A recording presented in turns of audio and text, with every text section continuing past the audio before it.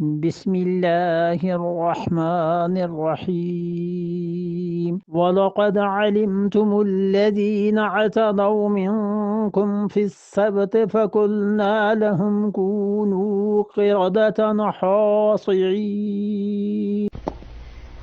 اس کے بعد یہاں پہ فرماتے ہیں وَلَقَدْ عَلِمْتُمْ، اور تم یہ جانتے ہو۔ اساتذہ تو یہ کہتے تھے، جیسے ہم نے آپ کو بتایا کہ وہ کہتے تھے پہلی جو اوپر سے ان کی حرکت شروع ہو رہی ہے یہ ساری چلی جا رہی ہے، اور 66 نمبر آیت کے بعد دوسری شروع ہوتی ہے 67 نمبر آیت سے، ہے نا، اسے کل بتایا تھا۔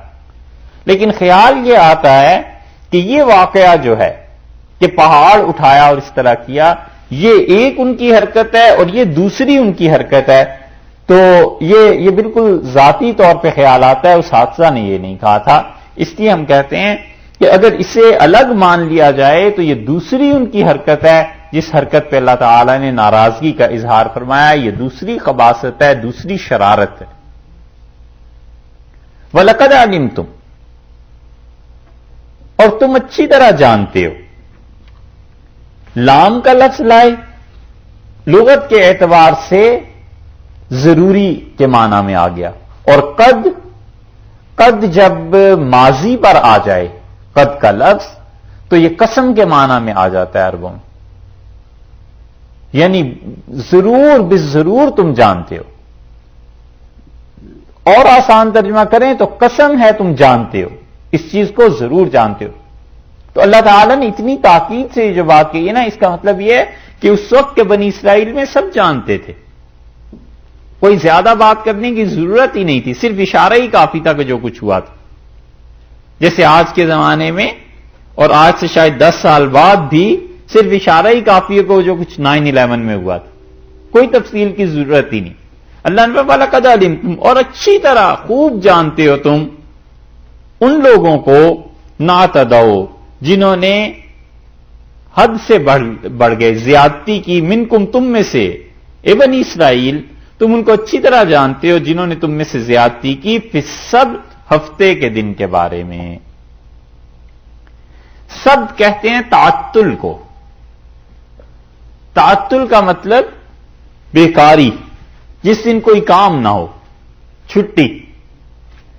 چھٹی کے دن تم نے کیا کیا؟ عام طور پر تو رائے یہی ہے کہ ہفتے کے دن، اور یوم السبت کہتے ہیں ہفتے کو۔ ایک تحقیق آپ کے سامنے رکھتے ہیں، اس کی تشریح نہیں، وقت بھی نہیں اتنا۔ انور شاہ صاحب رحمۃ اللہ علیہ کہتے تھے، بہت بڑے محدث تھے، بہت بڑے، ہم نے حدیث لوگوں سے پڑھی ہے، ان کے وہ استاد تھے، یعنی حضرت انور شاہ صاحب کشمیری رحمۃ اللہ علیہ کے جو شاگرد تھے وہ ہمارے استاد تھے۔ وہ کہتے ہیں حضرت یہ فرماتے تھے صحیح بخاری پڑھاتے ہوئے کہ یوم السبت سے مراد ہفتے کا دن نہیں۔ یہ اس لیے آپ سے عرض کر رہے ہیں کہ ممکن ہے کبھی آپ کتابیں پڑھیں تو کہیں یہ چیز مل جائے شاید۔ وہ کہتے تھے یوم السبت سے مراد چھٹی کا دن ہے، اور چھٹی کا دن کوئی بھی ہو سکتا تھا، ضروری نہیں کہ ہفتہ ہی ہو۔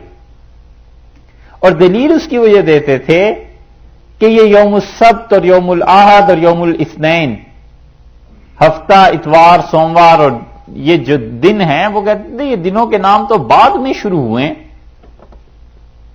اور بنی اسرائیل نے اپنی تاریخ میں اتفاق ایسا ہے کہ بعد میں ہفتے ہی کے دن چھٹی کے لیے رکھ لیا، تو اس لیے یوم السبت کو لوگ ہفتہ کہنے لگے، ہفتے کے لیے یوم السبت کا لفظ استعمال کرنے لگے، وگرنہ اصل میں جو بھی چھٹی کا دن ان کا ہوگا ہفتے میں ایک دن ہوتا ہوگا۔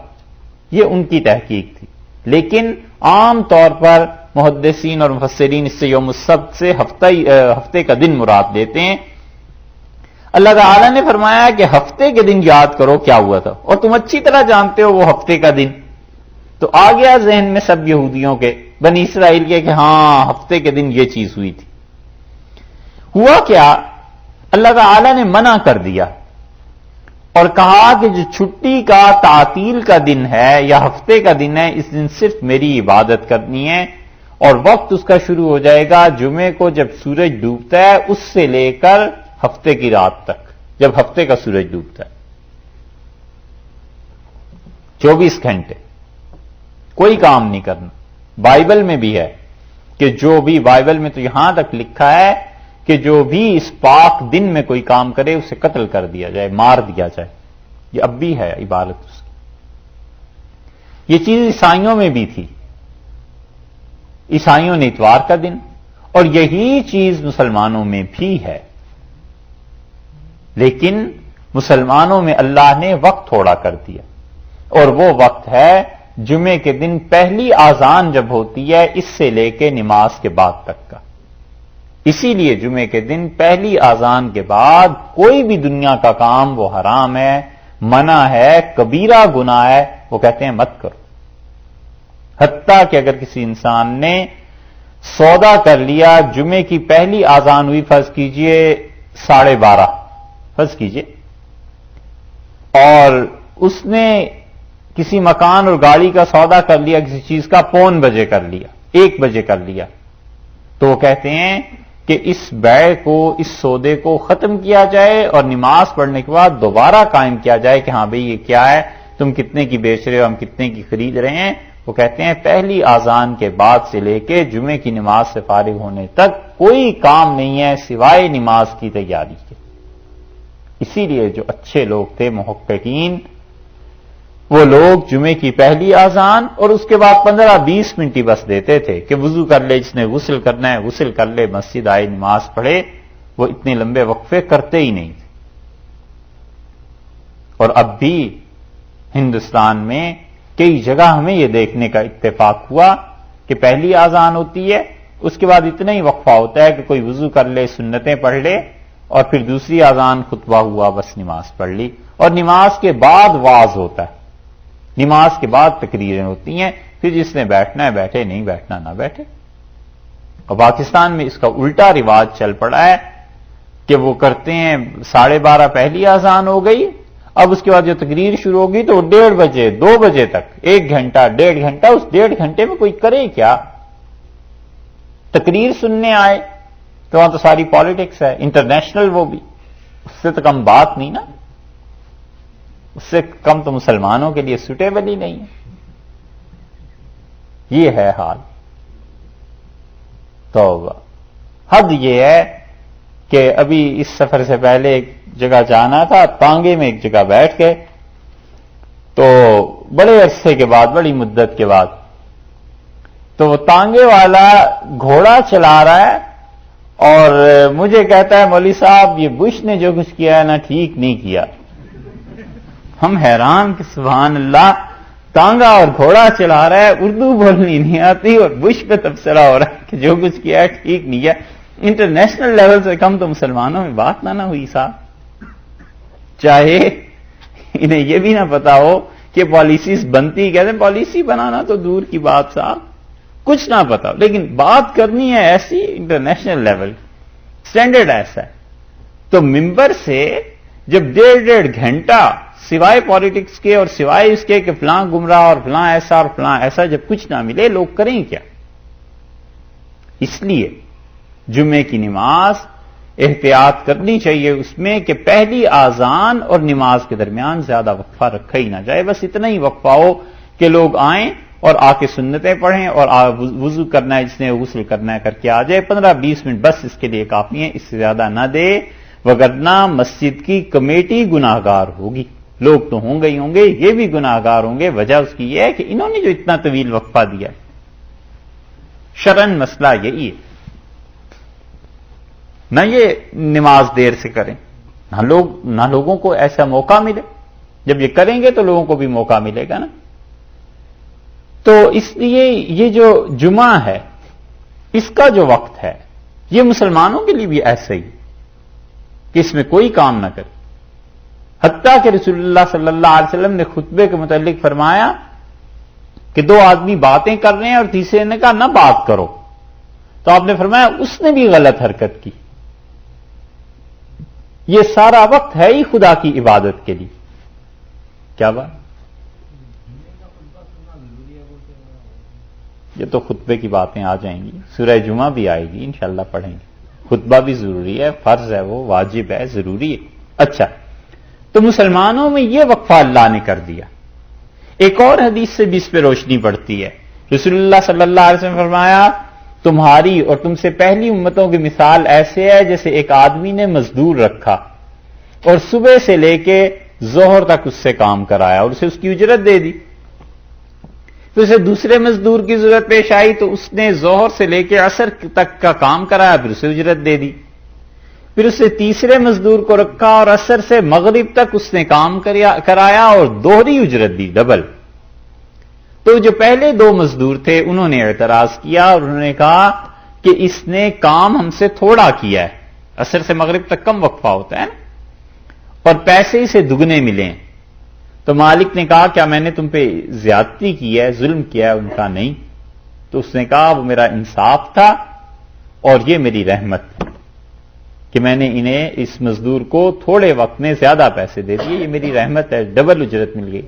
اور آپ نے فرمایا وہ پہلے یہودی تھے اور دوسرے عیسائی تھے اور تیسرے تم لوگ, یہ امت. اس حدیث سے آپ دیکھیے مجتہدین سوچتے کیسے ہیں, اجتہاد کیسے ہوتا ہے. یہ حدیث ہر آدمی سنتا ہے, خوش ہوتا ہے کہ رسول اللہ صلی اللہ علیہ وسلم کی امت کی بڑی تعریف ہے بھی. امام ابو حنیفہ رحمۃ اللہ نے جب اس حدیث کو سنا تو انہوں نے کہا اس کا مطلب یہ ہے کہ ظہر اور عصر کے درمیان زیادہ وقت ہوگا بنسبت اس وقت کے جو عصر سے مغرب تک ہے, تو یہ حدیث ٹھیک ہوگی نا. تو انہوں نے کہا ظہر سے عصر زیادہ وقت رکھو اور عصر سے مغرب کم وقت رکھو, تب جا کر اس حدیث کے مطابق ہوتا ہے. مجتہدین ایسے سوچتے ہیں, ایک خاص دماغ ہے نا قانونی, تو قانونی پہلوؤں پر زیادہ غور کرتے ہیں. تو بہرحال مسلمانوں کے لیے یہ حکم ہوا کہ تم جمعے کے دن بس عبادت کرنی ہے اور اب جو کچھ کرتے ہیں وہ بھی آپ کے سامنے. اس امت کے حالات میں جن چیزوں کو دخل ہے نا اس امت کی تباہی میں, اس میں سے یہ چیزیں ہیں کہ جو خالص عبادت کا وقت تھا یہ اس وقت کو بھی دنیا کے لیے استعمال کرتے ہیں, اور خدا کا گھر بیت اللہ کی جو تعظیم ہونی چاہیے تھی اس تعظیم میں بڑی کمی آ گئی. حج پہ آپ میں سے کچھ لوگ اب بھی جا رہے ہیں, جاتے رہتے ہیں کچھ لوگ, جو خدا کے گھر کی عزت احترام اس کا شرف اور جو کچھ ہونا چاہیے تھا وہ نہیں رہا. اتنی آوازیں, شور, دھکم پہل, کیا کچھ ہوتا ہے. تو یہ چیزیں مجموعی حالات پر بڑا غلط اثر ڈالتی. تو ارشاد فرمایا یہاں کہ تم جانتے ہو ہفتے کے دن کیا ہوا. اب انہوں نے کیا کیا, اللہ نے منع کیا تھا ہفتے کے دن ایسے. یہی چیز سورہ اعراف میں ذرا سی تفصیل سے آئی ہے, وہاں چلیں گے تو وہاں انشاءاللہ پڑھ لیں گے. اور امتحان اللہ کی طرف سے ہو گیا, اور امتحان یہ ہوا کہ ہفتے کے دن مچھلیاں سامنے آ جاتی تھیں اور ہفتے کے علاوہ سامنے نہیں آتی تھی. امتحان تو پھر ایسے ہی ہوتے ہیں, نہ کرتے خدا کی نافرمانی, نہ امتحانات میں پڑھتے. تو یہ مختلف حربے استعمال کرتے تھے. گڑھے کھود لیے ساحل پہ اور چھوٹی چھوٹی نالیاں اس میں بنا لیتے تھے. ہفتے کے دن وہ نالیاں کھول دیتے تھے, جمعے کے دن, ہفتے کے دن جب مچھلیاں اس میں آ جاتی تھیں تو جا کر بند کر دیتے تھے ان نالیوں کو. اب مچھلی واپس سمندر میں تو جا نہیں سکتی, اور اتوار کے دن جا کے نکال لیتے تھے, کہتے تھے اتوار کے دن کا شکار ہے, ہفتے کا تھوڑا ہی. یہ ہیلے کرتے تھے. اور اسی طرح ڈوری پھینک دی اور اسے باندھ دیا کسی چیز سے. مچھلی نے جب نگل لیا تو ڈورا تو بندھا ہوا ہے, وہ مچھلی تڑپ رہی ہے, کچھ بھی ہو رہا ہے, یہ اتوار کے دن جا کے مچھلی کو نکال لیں گے. تو ہیلے جو لوگ کرتے ہیں دو طرح کے. ایک تو ہیلا اس لیے کیا جاتا ہے کہ کسی آدمی کا حق غصب ہو رہا ہے, ختم ہو رہا ہے, اس کو کسی طرح سے واپس دلایا جائے. یہ شرعاً درست بھی ہے. 23ویں پارے میں اس کا تذکرہ بھی آتا ہے, انشاءاللہ بات وہاں پہ پہنچی تو ہوگی. اور ایک ہیلا اس لیے کیا جاتا ہے کہ شریعت کا حق ختم کیا جائے.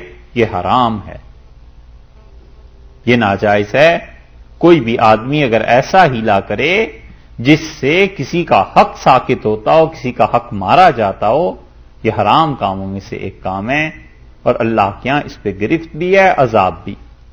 تو یہ ہیلا یہ ایسے کرتے تھے. اللہ تعالی نے فرمایا فَقُلْنَا لَهُمْ, ہم نے ان سے کہا عبادت کے دن میں ایسی حرکتیں کرتے ہو, کونوا قردۃ, بندر بن جاؤ, خاسئین, دھتکارے ہوئے, رسوا کیے.